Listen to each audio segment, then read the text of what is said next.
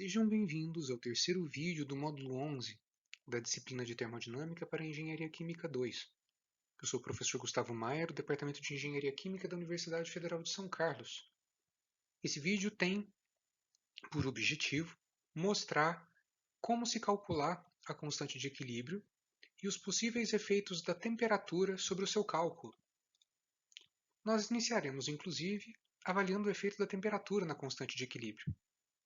No vídeo anterior, nós avaliamos quais eram os efeitos da temperatura nos cálculos de propriedades propriedades energéticas, né, da reação química, levando em conta que os dados disponíveis em sua maioria são fornecidos de acordo com um padrão de temperatura e, eventualmente, as reações industriais elas não ocorrem nessa temperatura padronizada. Então, nós precisamos aí achar uma maneira de contabilizar os calores de reação e, consequentemente, adequar, né, fazer os cálculos para as temperaturas de interesse.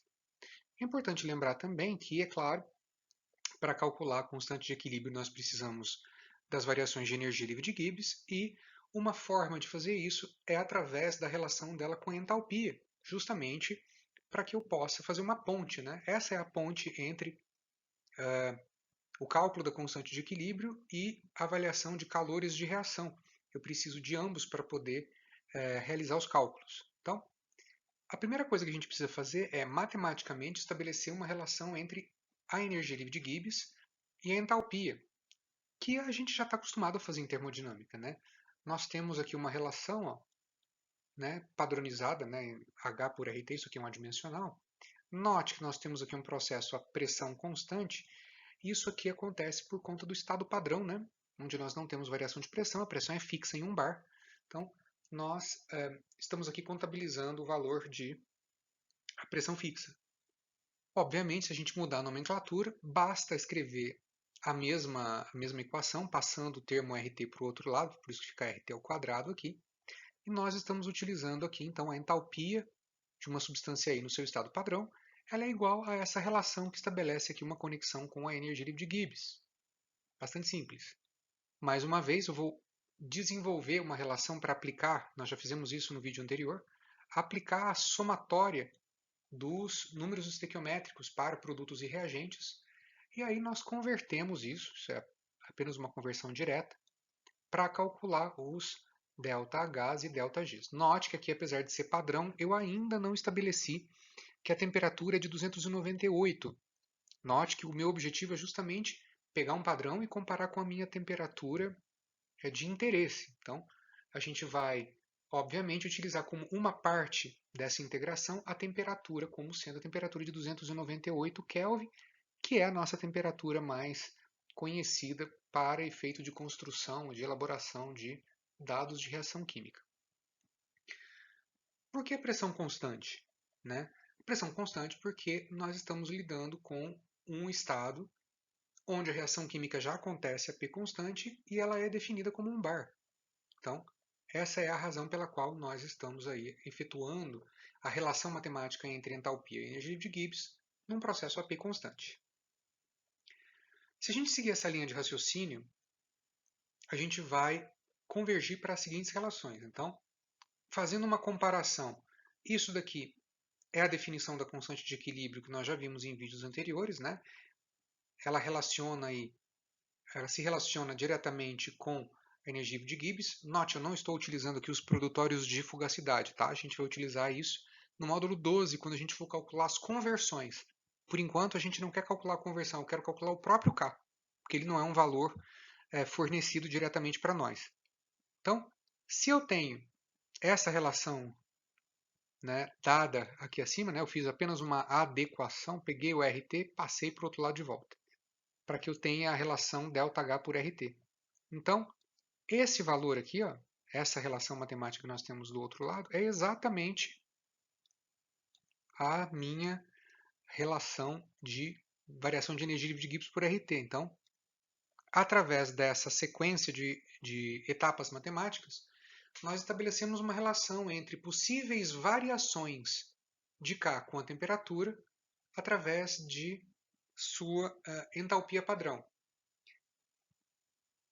Quando a gente vai realizar aquela integração, né, de d ln de k por dt, a gente pode fazer isso de uma maneira mais simples, fazendo uma integração admitindo que o meu ΔH0, minha entalpia padrão de reação, ela não varia com a temperatura.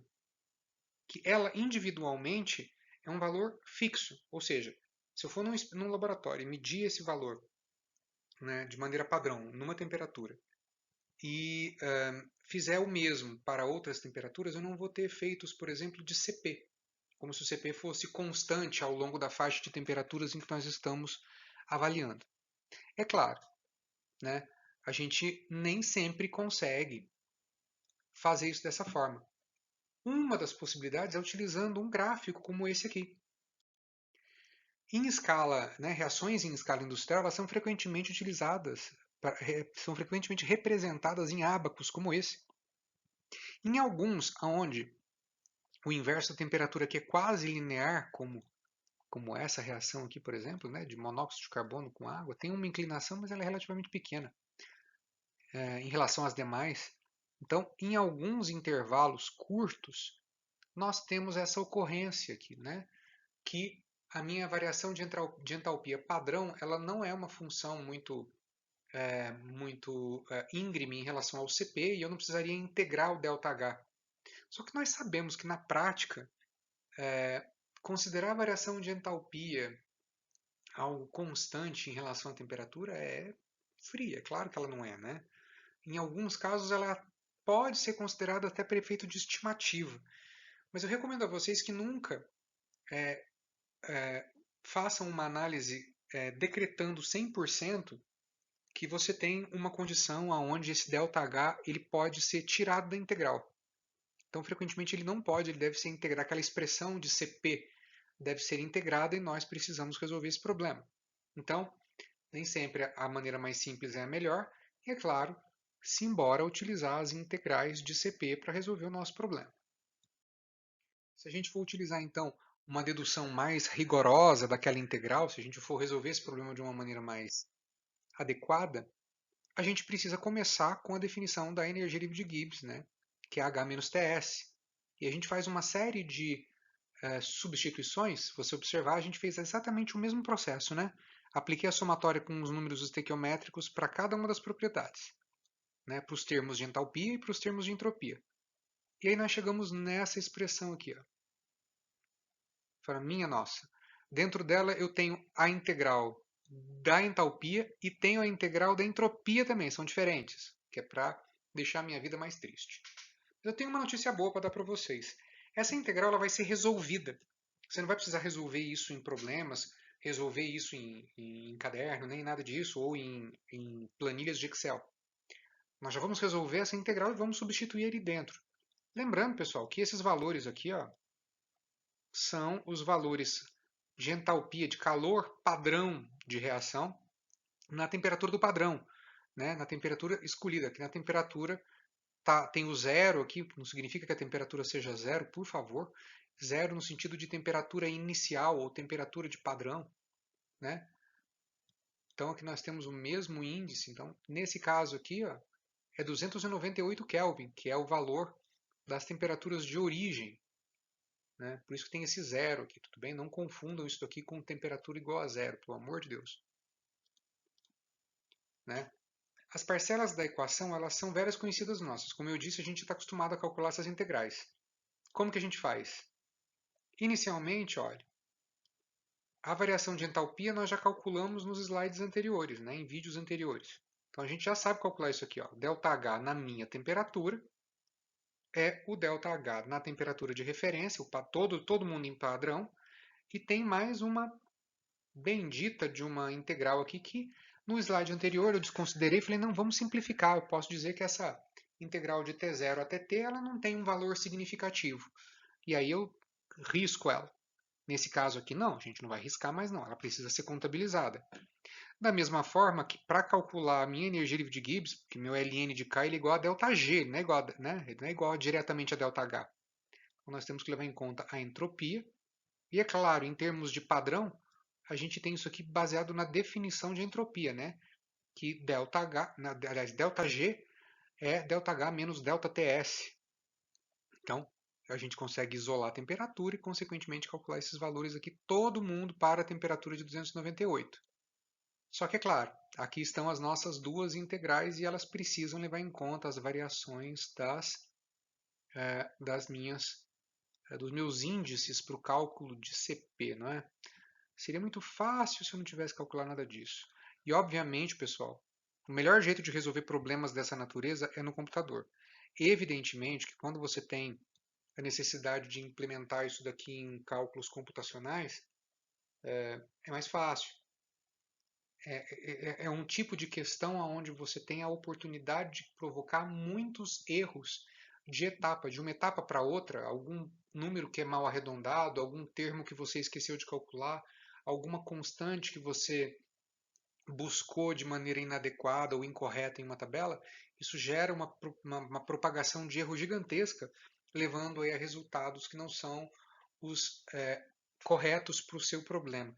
Então eu sempre recomendo que se você for fazer exemplos desse tipo, faça não em folhas de caderno nem nada disso, faça no Excel, né? Você vai ter ali uma oportunidade melhor de identificar as etapas para o cálculo. E a gente vai resolver um exemplo para saber como proceder nessas circunstâncias. Eu sei, evidentemente, você deve estar olhando para esse slide e pensando, minha nossa, estamos aqui no fim do semestre, essa é a penúltima aula de conteúdo nossa, e eu me deparo com uma expressão que precisa calcular simultaneamente não apenas a integral da entalpia, como também a integral da entropia. Por favor, não entrem em pânico, não sejam igual ao nosso amigo ali que está absolutamente desesperado. Vamos fazer um exemplo? Vamos aplicar essas equações que parecem tão desagradáveis a um exemplo prático e vocês vão perceber que fazendo as etapas, fazendo o exercício por etapa, a gente não precisa se preocupar com as dificuldades inerentes a essa dedução. Lembrando que, claro, durante o exercício você não precisa deduzir mais nada, as expressões estão deduzidas para aquilo que a gente precisa. Aliás, antes do exemplo, a gente vai dar uma simplificada nessa equação, né? Vamos dar uma juntada nos termos aí. Uma forma de fazer isso de uma maneira mais fácil é passando, né, o ln de k como ΔG sobre RT, a gente passa o ln por um lado calculando a exponencial, e aí a gente pode calcular separadamente três termos. Termo K0, termo K1 e termo K2. Obviamente, esse daqui é o que vai dar, né, maior trabalho, porque estão as duas integrais dentro dele. O que separar isso dessa forma? Isso aqui, pessoal, é só um rearranjo matemático, tá? Tudo aquilo que a gente já fez continua aqui dentro. Eventualmente você vai notar um ou outro sinal esquisito, mas isso é apenas uma maneira de reorganizar matematicamente a expressão.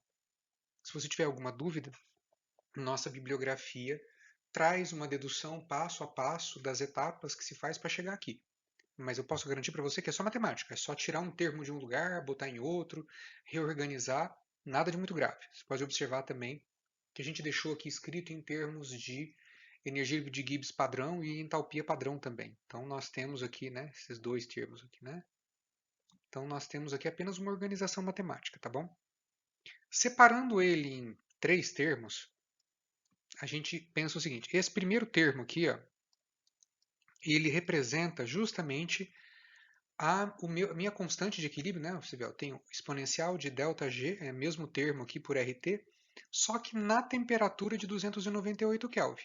Ou numa outra temperatura padrão que eventualmente você tenha achado os dados da sua tabela.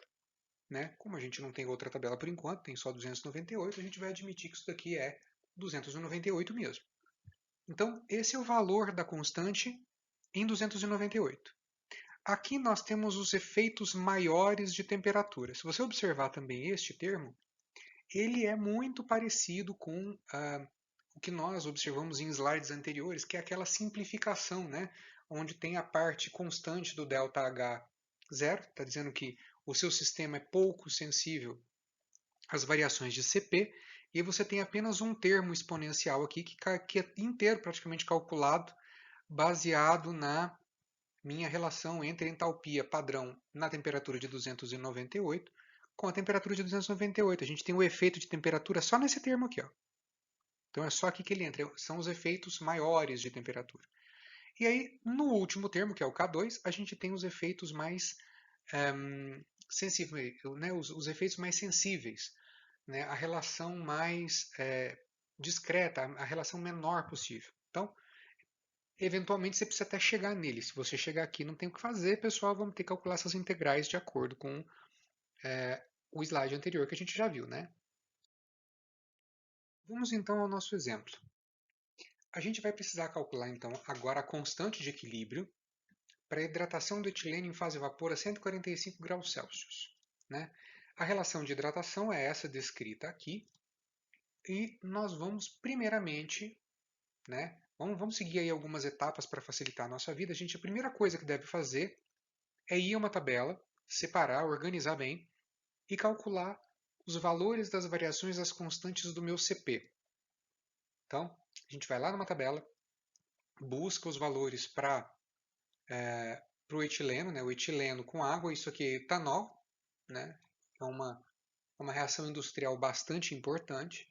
Então a gente vai precisar verificar as variações dos parâmetros A para etanol, etileno e água. Lembrando que nós temos isso aqui tudo tabelado, né? Nenhuma novidade perto do que a gente fez em relação aos cálculos no vídeo 2 do módulo 11. O vídeo 2 traz exatamente os mesmos cálculos, só que a gente queria ali apenas e tão somente calcular o efeito da temperatura nos valores da entalpia. Aqui, além de fazer isso, a gente vai dar um passo à frente. A gente vai verificar como que essa variação da entalpia afeta o valor da minha constante de equilíbrio. Tudo bem? Então, temos aqui os valores para ΔA, para ΔB, ΔC e ΔD. Primeira etapa concluída com sucesso. A minha segunda etapa, eu vou ter que ir numa outra tabela e calcular as energias de formação na temperatura de 298. Neste caso, tanto a entalpia quanto a energia livre de Gibbs, porque eu estou fazendo aqui o método completo, né? Vou ter que utilizar o ΔG0. Nota aqui, mais uma vez, reforço, isso que deveria ser um zerinho, né? Eu já estou usando aqui a minha temperatura do meu padrão de referência aqui, tudo bem? Então, fazendo os cálculos, nós temos, né, todos os valores pegos em tabela, nós utilizamos a estequiometria da reação de 1 para 1, né, como reagente para um produto, uma síntese, e nós temos aqui, é claro, os valores das energias, tanto a entalpia quanto a energia livre de Gibbs, também calculadas para o meu padrão. Isso não é o suficiente, precisamos calcular as integrais. Como a gente deve proceder com isso agora, então? Partindo então para a minha terceira etapa, cálculo das minhas integrais para entalpia e para entropia, que são as duas integrais que nós temos. Aliás, a diferença entre uma e outra, caso você ainda não tenha prestado atenção nesse detalhe, a integral que resolve a entalpia, ela não tem o dt dividido pela temperatura, ela é só o dt. Para a entropia, nós temos lá um termo dt sobre t. Isso muda aí a configuração da solução. Evidentemente, estou utilizando aqui a temperatura já convertida para Kelvin para fazer os meus cálculos, para que eu não tenha aí problema de calcular com a temperatura errada, não é verdade? Então, nós temos aqui a integral de Cp dt e a integral de Cp dt sobre t. Como nós já calculamos os valores dos parâmetros, né, A, B e C, ΔA, ΔB e ΔC, basta nós substituirmos aqui dentro, junto com a temperatura padrão, que é de 298 Kelvin. Lembrando que a minha constante tal, não esqueço de dizer para vocês que o meu tal, ele é a temperatura dividido pela temperatura de referência, que nesse caso aqui é 298 Kelvin. Nós temos os valores, então, das duas integrais aqui, né? Veja, a integral já está resolvida, você não vai precisar integrar nada, tá? Isso aqui já é a resposta. Podemos ir para a etapa 4, né? A minha quarta etapa, ela é exatamente o cálculo da energia livre de Gibbs para essa temperatura. Então, consequentemente, né, a constante K. Então, olha, a gente tem lá a fórmula que diz que a minha energia livre de Gibbs na minha temperatura, ela precisa da energia livre de Gibbs na temperatura padrão. ΔH do padrão também eu tenho, não tem nenhuma incógnita aqui. As temperaturas definidas pelo meu problema. Essa integral já foi resolvida e essa integral também. Então, nós chegamos aqui a um valor de menos menos 1,9356. Se nós aplicarmos a exponencial, nós chegamos a um valor de K igual a 0,1443. Esse valor de K é considerado baixo, tá, pessoal? Não é muito alto, não. Né? Até porque, se a gente for comparar, se a gente puder pegar, né, esse valor aqui, ó, no slide anterior, aliás, fica por curiosidade para você que está assistindo esse vídeo, se você puder fazer esse exercício mental e um pouco de físico também, você vai ter que fazer uma busca e volta um pouquinho esse vídeo, dá uma olhada no valor de ΔG0 por RT0, tá? Que seria exatamente o cálculo desse K se isso aqui fosse 298 Kelvin. Nós teríamos aqui, se você fizer esse cálculo, o valor do K ele dá bem alto, ele dá próximo de 29.